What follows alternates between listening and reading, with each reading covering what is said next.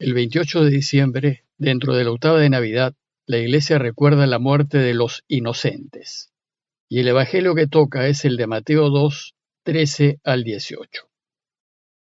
Cuando se marcharon los magos, el ángel del Señor se apareció en sueños a José y le dijo: Levántate, coge al niño y a su madre y huye a Egipto, y quédate allí hasta que yo te avise, porque Herodes va a buscar al niño para matarlo.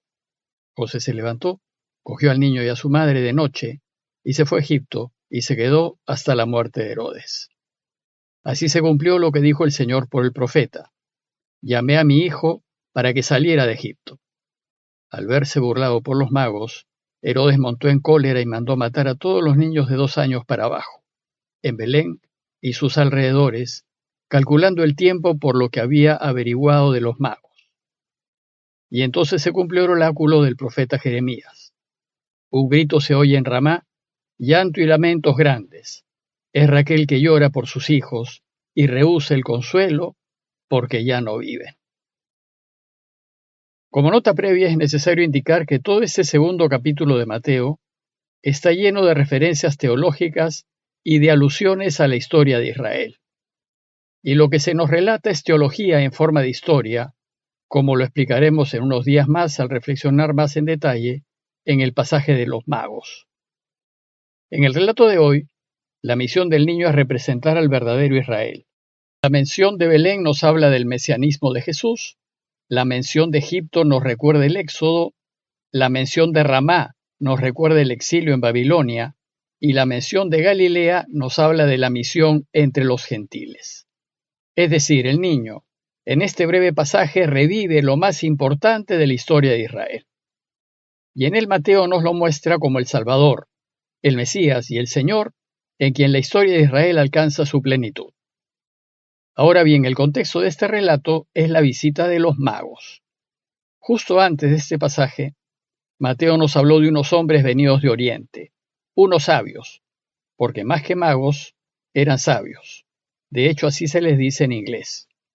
Estos sabios representan a los cristianos de los pueblos paganos, que ya en tiempos en que Mateo escribió su evangelio, eran muchos.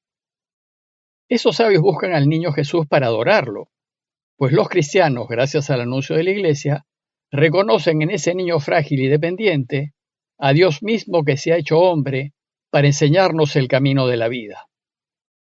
Bueno, pues la visita de los sabios de Oriente quieren enseñarnos que mientras que los pueblos paganos, los de Oriente, sí reconocen a Jesús como el Mesías y vienen a adorarlo, su mismo pueblo y los de Jerusalén, representados por Herodes, no solo lo rechazan, sino que además buscan matarlo. Estos sabios llegaron a Jerusalén buscando al Rey eterno que había nacido. Herodes se enteró de que buscaban al Mesías recién nacido, se puso nervioso porque hablaban de un rey y empezó a averiguar dónde debía nacer tal rey. Los escribas consultan las escrituras y le responden que el Mesías nacerá en Belén. De hecho, el profeta Miqueas 5:1 dice: Tú, Belén Efratá, aunque eres la menor entre las familias de Judá, de ti me ha de salir aquel que ha de dominar en Israel, y cuyos orígenes son de antigüedad desde los días de antaño. Entonces, si estos sabios dicen que ya ha nacido el Mesías, y él sabe que ha nacido en Belén, Herodes no duda en decidir eliminar al mismo Mesías. Y esto es lo que sucederá más adelante. El mismo pueblo de Israel crucificará al Mesías. Entonces Herodes mandó llamar a los sabios venidos de Oriente para que averiguasen exactamente en qué parte de Belén había nacido el Mesías. Y les dijo que cuando lo descubran le avisen para ir él también a adorarlo. Como en alguna ocasión dijimos, el rey Herodes nunca quiso competencia alguna y estuvo dispuesto a eliminar cualquier amenaza a su reinado, incluso al extremo de llegar a matar a algunos de sus familiares más cercanos que podían amenazar su poder. Su intención, pues, no era ir a adorarlo, sino deshacerse de él. Belén queda a solo unos 9 o 10 kilómetros de Jerusalén, y el texto de Mateo cuenta que cuando los sabios se encontraron al niño recién nacido, lo adoraron. Pero, dice Mateo, que fueron advertidos en sueños. Como dijimos en alguna ocasión anterior, cada vez que en la Escritura se mencionan sueños o ángeles, lo que busca el texto es expresar una experiencia espiritual que no es posible describir con palabras ordinarias.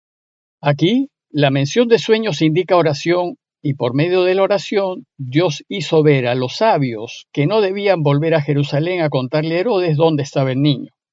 Ellos entonces, haciéndole caso a Dios, regresaron a su tierra por otro camino. El texto de hoy empieza diciéndonos que cuando se marcharon los magos, el ángel del Señor se apareció en sueños a José.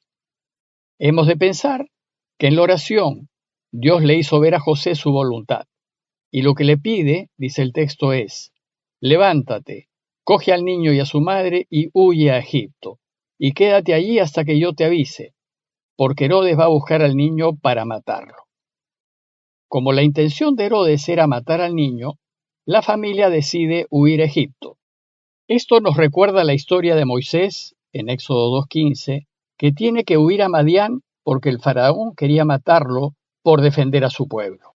El que Jesús vaya a Egipto también nos hace recordar la historia de José, uno de los 12 hijos de Jacob, que por celos fue vendido como esclavo por sus hermanos a unos mercaderes que terminaron llevándole a Egipto. Años después resultó que José llegó a ser un hombre de mucha confianza del faraón, y cuando vino una sequía muy fuerte en Israel, a fin de sobrevivir, los hermanos de José, los que lo vendieron, viajaron a Egipto a comprar trigo y se encontraron con que el responsable de la distribución del trigo era su hermano José. Pero José, en vez de vengarse de ellos por lo que le hicieron, los ayudó dándoles el trigo necesario y pudo así reencontrarse con su padre. La venta de José como esclavo sirvió, en definitiva, para salvar a su pueblo. Y es así como las Escrituras explican, en Génesis 46, 1 al 7, cómo así el pueblo de Israel terminó viviendo en Egipto. Así también ahora, Jesús y su familia huirán a Egipto en un viaje no deseado, preanunciando de esta manera que así como lo fue José, el hijo menor de Jacob, Jesús será el Salvador de su pueblo. Si uno es una persona de Dios, las cosas que le suceden, aunque en un principio puedan parecer negativas, siempre desembocarán en algo positivo, pues Dios cuidará sus pasos. Pues como dice el dicho, no hay mal que por bien no venga. José, el esposo de María, ciertamente un hombre de Dios y siempre dispuesto a hacer su voluntad, no lo pensó dos veces, y dice el texto que se levantó, cogió al niño y a su madre de noche, y se fue a Egipto y se quedó allá hasta la muerte de Herodes. Luego Mateo nos hace otro alcance teológico diciéndonos que así se cumplió lo que dijo el Señor por el profeta: llamé a mi hijo para que saliera de Egipto. Pero esta vez la relación es con Moisés, pues así como Moisés salió de Egipto liberando a su pueblo, ahora Jesús es presentado como el nuevo Moisés, como el verdadero liberador de Israel. Entonces dice el texto que Herodes, al verse burlado por los magos, montó en cólera y mandó matar a todos los niños de 2 años para abajo en Belén y sus alrededores, calculando el tiempo por lo que había averiguado de los magos. La crueldad de Herodes se hace evidente en la matanza de los niños inocentes. Esta medida tan drástica, solo para eliminar a un Mesías potencial, calza con el sanguinario carácter de Herodes. También nos recuerda la decisión del faraón, en Génesis 1, 15, 16, de matar a todo niño que naciese, a fin de que el pueblo de Israel no creciese y se hiciese más fuerte que el pueblo egipcio. Y así de nuevo Jesús es presentado como el nuevo Moisés. El resultado fue que todos los que murieron fueron víctimas inocentes, y en este caso niños indefensos. Y esto es precisamente lo que hacen las ansias de poder. Muchos inocentes mueren por ello, y esto es lo que sucede en la historia por causa de Jesús. Muchos inocentes morirán. El texto de hoy concluye con una cita de Jeremías 31:15. Entonces, dice el texto, se cumplió el oráculo del profeta Jeremías. Un grito se oye en Ramá, llanto y lamentos grandes. Es Raquel que llora por sus hijos y rehúsa el consuelo, porque ya no viven. Esta cita expresa la amargura del pueblo a causa del exilio en Babilonia en el siglo VI a.C. Raquel fue la esposa preferida de Jacob y fue la madre de José, aquel que terminó vendido por sus hermanos en Egipto. Algunos, como 1 Samuel 10:2, sitúan la tumba de Raquel en Ramá, pero otros la sitúan cerca de Belén. Ramá era una ciudad a unos 8 kilómetros al norte de Jerusalén, en donde Babilonia reunió a todos aquellos que iban a ser deportados a Babilonia. Y ello fue causa de un enorme dolor para el pueblo de Israel. Bueno, pues acá Mateo cita a Raquel y cita a Ramá para ubicarnos en el dolor del exilio y adelantarnos que de todos estos dolores y sufrimientos nos liberará Jesús, el verdadero Mesías, el liberador, y que Él reunirá a su pueblo como un pastor reúne a su rebaño. Como ven, pues el texto de hoy hace muchas referencias teológicas porque el público para quien escribe Mateo era judío y entendía todas estas alusiones. Quien no está familiarizado con la historia de Israel ni con las esperanzas en el Mesías, le cuesta un poco entender su sentido. En cambio, los judíos sí entenderán, y para ellos debería quedar claro que el Mesías esperado es Jesús. Pero como el pueblo de Israel rechazó a Jesús, la Iglesia pasó a convertirse en el nuevo pueblo de Dios y en ella Jesús, el Mesías, sí reinará. Pidámosle pues a Dios para que seamos capaces de ver siempre luz en medio de la oscuridad, a fin de que podamos mantener la esperanza de su intervención en medio de toda la corrupción y la violencia que nos rodea. Parroquia de Fátima, Miraflores, Lima.